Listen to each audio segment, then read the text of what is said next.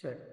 So as I said again, it may not be in the sequence of events that it occurred actually in, but we will at least talk about or go through the places that we visited, right? And then we will try to relive this. So now close your eyes. We'll do a simple breathing for about 10 to 20 seconds.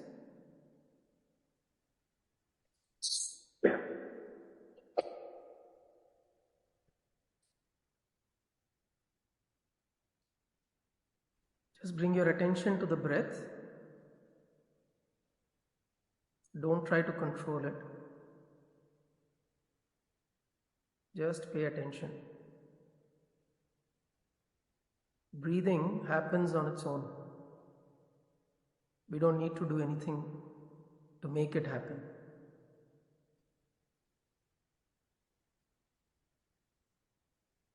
When you bring your attention to the breath, you'll notice how easily it flows. The incoming, and then it stays in you, and then the outgoing.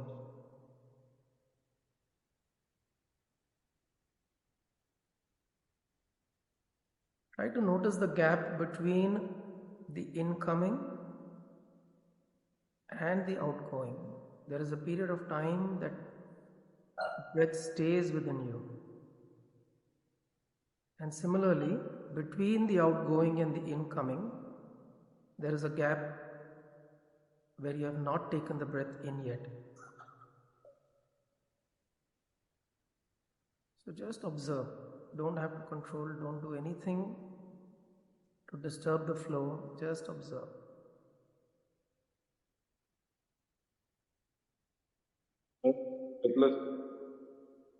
I'm not.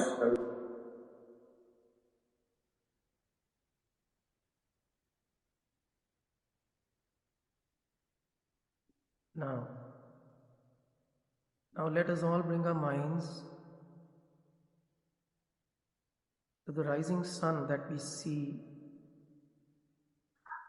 on the 26th of Jan when we were at the Kedar Ghat. Beautiful sun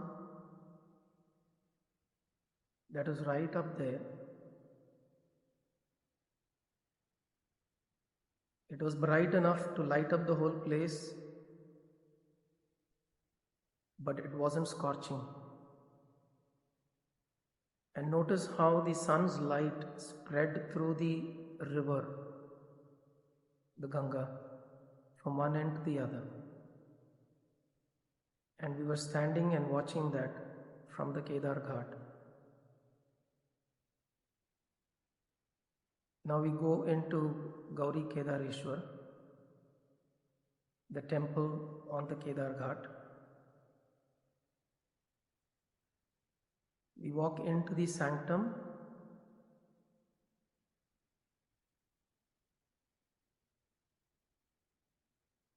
It doesn't seem to be a very clean temple, but then there is a certain mysterious beauty about it.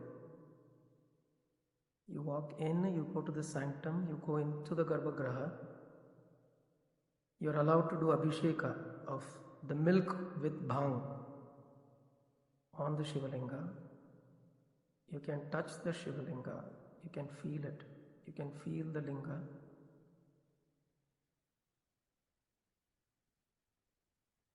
There are people chanting Har Har Mahadev loudly inside the temple.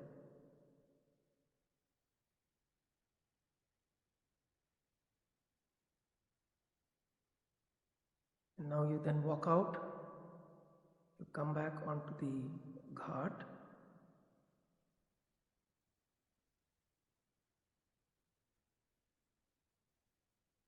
And then later you get onto the boat.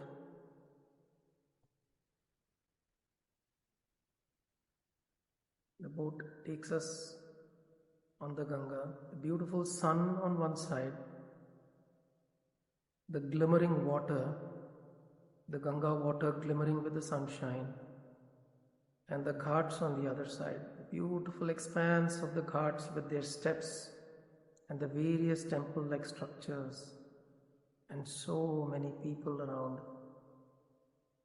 Everybody coming to the ghats with only one purpose, so that they may connect with the divine, so that they may cleanse themselves, so that they may feel rejuvenated. Now we are sitting on the boat, and then we travel towards the first stop,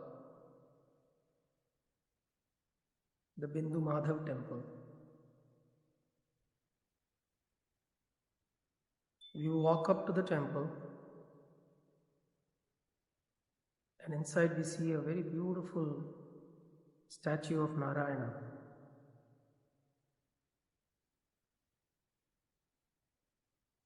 This statue is a Swayambhu, a Saligrama in the form of Vishnu, and there is also a Saligrama at his feet. He's got beautiful eyes, large eyes.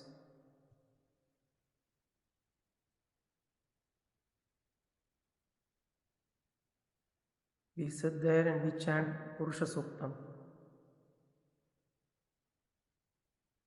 We chanting Purusha Suktam, we chanted Narayana Suktam loudly. The whole temple space was reverberating with the Narayana Suktam.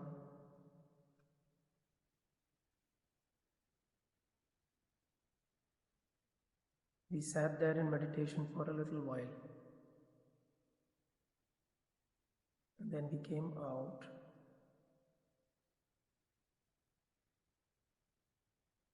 And then we walked towards Ailanga Swami Samadhi. Just visualize as you entered the Ailanga Swami Samadhi, you're first received by a huge linga, a large linga that was right in the center of the hall.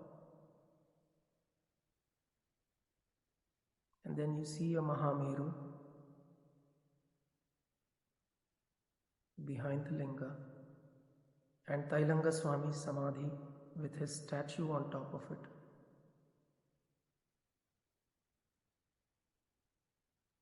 We go around, we do a pradakshina of the great saint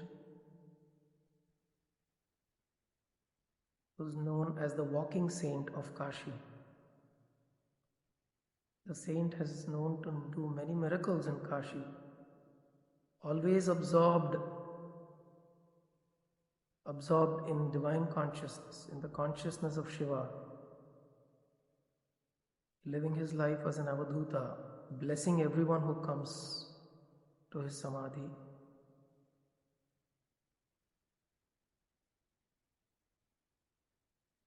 We spend some time in meditation at the feet of the Guru.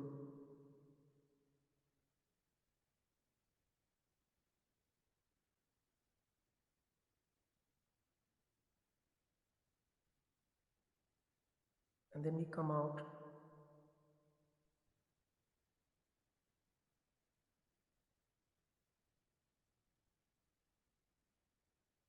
we get onto the boat again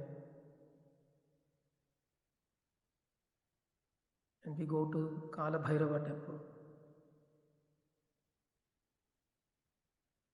Now those of you who visited Kala Bhairava along with us together, visualize what you saw there. Those who went separately, you can visualize what you saw during your visit. So Kala Bhairava, a beautiful face of Shiva with a large moustache.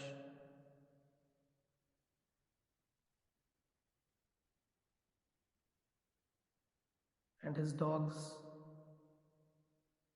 Remember, there was one dog that was standing in the crowd, and it was moving through each one of us. It was trying to reach out to us as though Kala Bhairava's blessing in the form of the dog.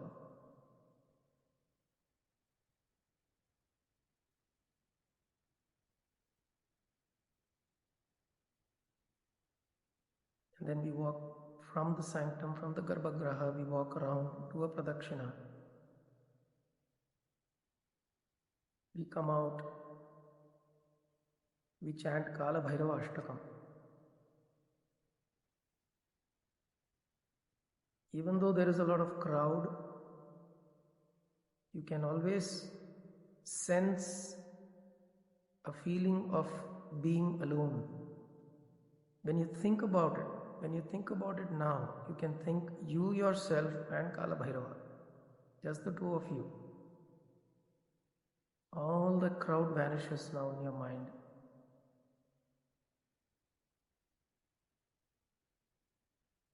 You are in the presence of the great master of time. One who drives away fear, one who drives away the greatest fear that we have, the fear of death.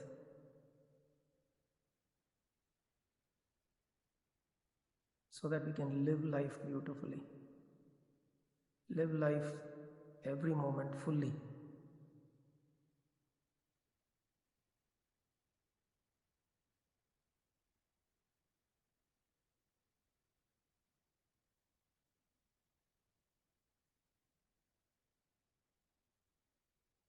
Now bring our minds to Sankat Mochan Hanuman temple. A large, beautiful orange Sindura Hanuman, a Swayambhu.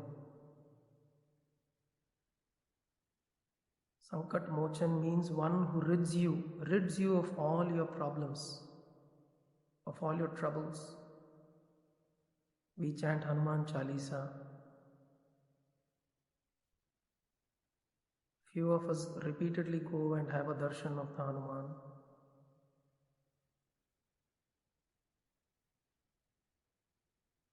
And then we go visit Shri Ram.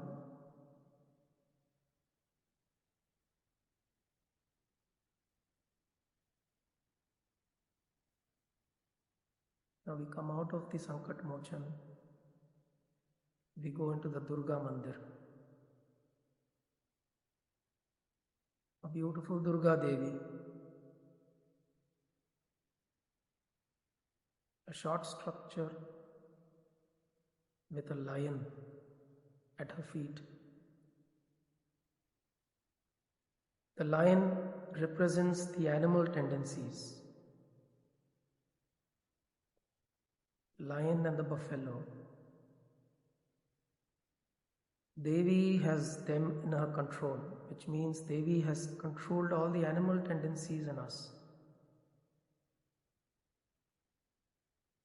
When all your animal tendencies, which is represented by the bull, Mahisha, is controlled by you, then you can roar like the lion, confidently, without the fear of anything, without any fear of any kind, without any anxiety.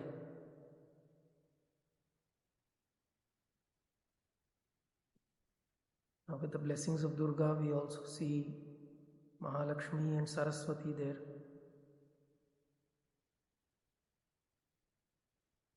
And then we move to Lahari Mahasaya, another great saint who lived in Varanasi and gave up his physical body in Varanasi. There we saw the great Mahavatara Babaji, the statue, beautiful white marble statue of Mahavatara Babaji, with the Mount Kailash in the background, sitting in his yogic posture, smiling and blessing us. Mahavatara Babaji has made a promise. Those who have read the autobiography of a yogi, he has made a promise. He said, for anyone who thinks of me with sincerity,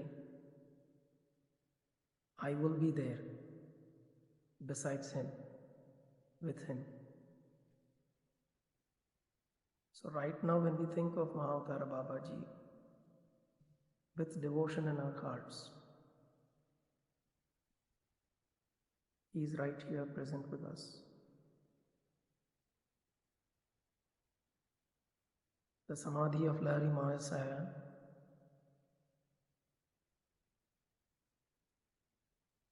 we sat there, meditated for some time, absorbing the ambience, the beauty, the peace, the calm, and the wisdom.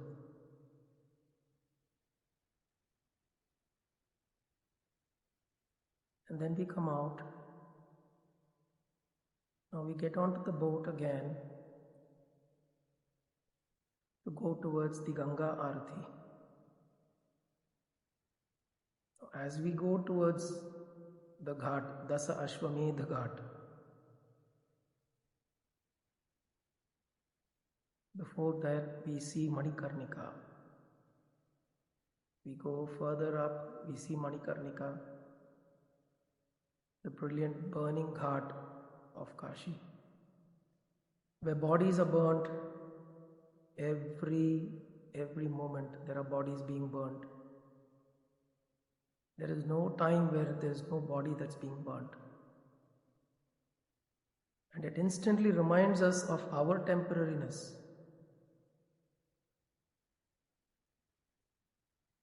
Everything is going to burn and vanish. What you have is this moment, right now. When that understanding dawns upon us, the fear of death is no more.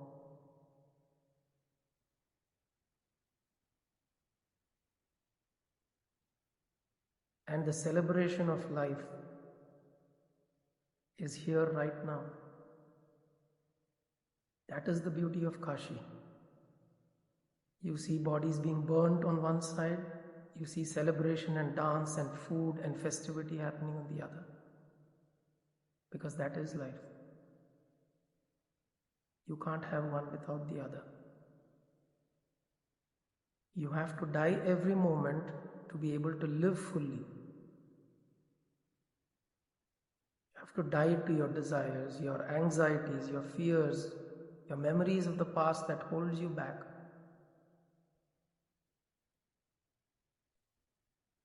And then there is illumination of the Ganga Arati. The illumination that is shown with the fire, the flames of the fire on the banks of Ganga.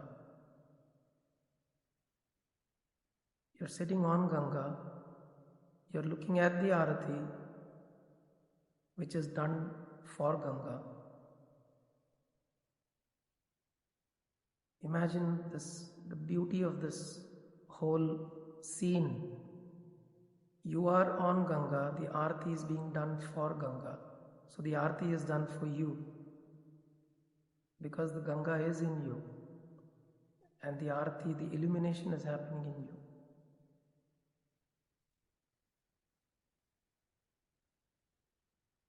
Feel that all of this is just for you.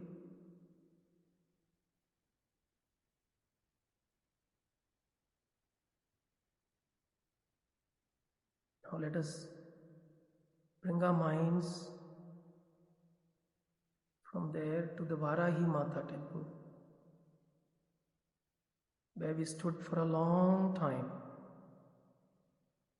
in the queue to get a small glimpse of this Divine Mother, this form of the Divine Mother, the boar form. We stood in the queue patiently, chanting her name, hearing her stories, listening to the words of her stories. What is Varahi? What is the significance of her? So as we listened to all of this and we chanted her stotra, we walk into the sanctum.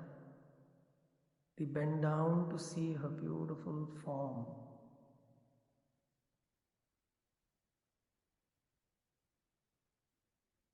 grand form which we could only get a glimpse of, and everything else we have to imagine about her, because she is the secret mother. She will make herself available to the true seeker, one who's really wanting, seeking spiritual knowledge, one who's seeking spiritual enlightenment. She will make herself available. Until then, she is only available as a glimpse.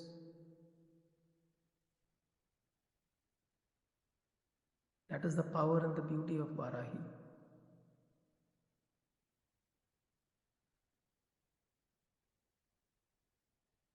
Now let us take our minds to Baba Vishwanath,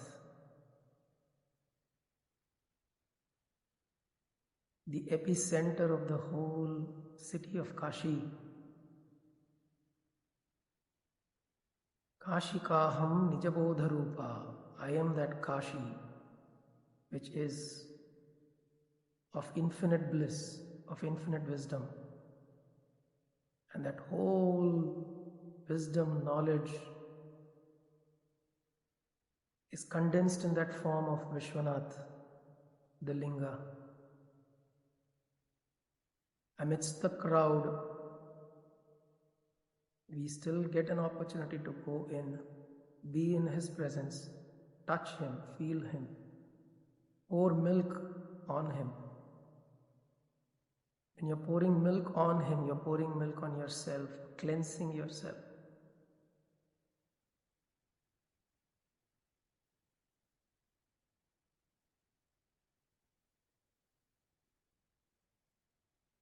You're nourishing yourself with spiritual knowledge.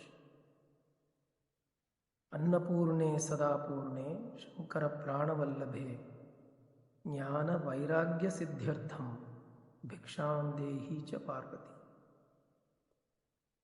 Jnanam and Vairagyam, knowledge, wisdom, and determination, discrimination.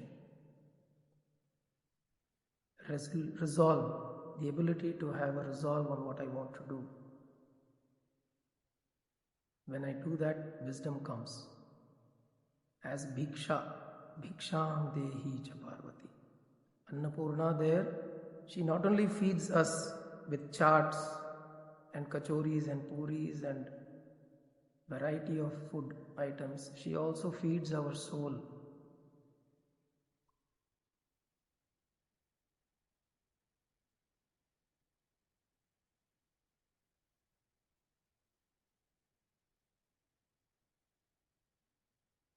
And from there, those who traveled along with us to Gaya, bring our minds into the whole garden of Buddha, the Bodh Gaya, the garden of Buddha, where he meditated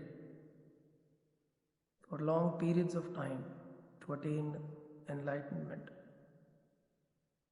Buddha is a possibility. Buddha represents a human possibility that every individual, if you have the earnest desire, can attain that understanding, that knowledge, and that wisdom. It is not hidden from anyone. It is not deprived to anyone. It is available. Buddha is the representation of that possibility.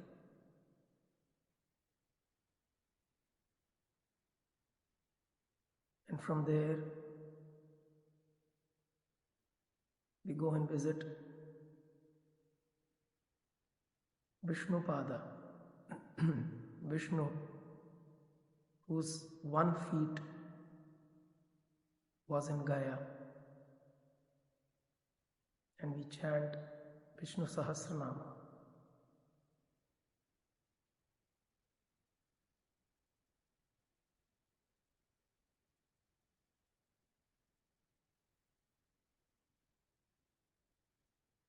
Vishnor Paramam Padam Sada Pashyanti Surayah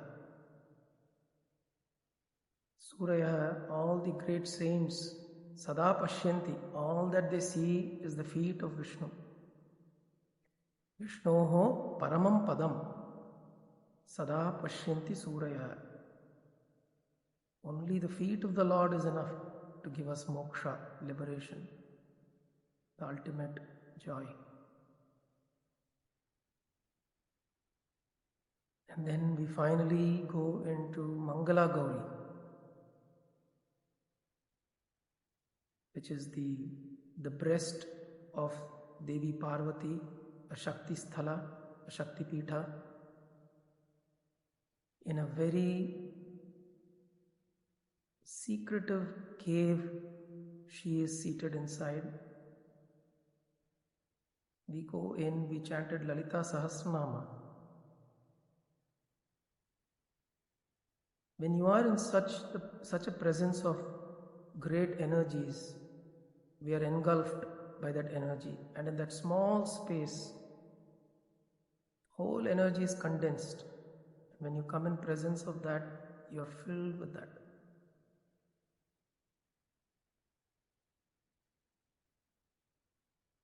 And then we come out. In all of these places, we go in, we come out. We go in, we come out. We go in, we come out. It's the same process that happens with us throughout the day. We go within ourselves, we come out into the world. The Garbhagraha is within us. Devi, Annapurna, Vishwanath, Ailanga Swami, Bindu Madhav, Vishnu, everybody is right here within. You go in, you will find them instantly there. The Garbhagraha within us. You fill yourself with that energy and then go out in the world. Do whatever you want. You will never do anything wrong. Sakashikaham Nijabodharupa. Sakashi Aham Asmi. I am that Kashi. Nijabodharupa. I am that form of wisdom. I am that form of light.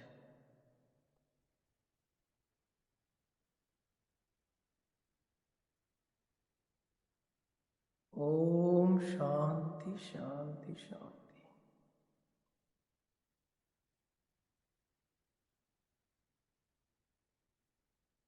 Om Kayena Vacha Manasendriyerva Buddhyatmana Va Prakrite Svabha Karomi Yatyat Sakalam Parasmai Narayana Samarpayami Sadashivayeti Samarpayami Jagadambikayeti Samarpayami Sadgurunathayeti Samarpayami Hari Om Tat Sadgurubhyo Namaha Hari Om.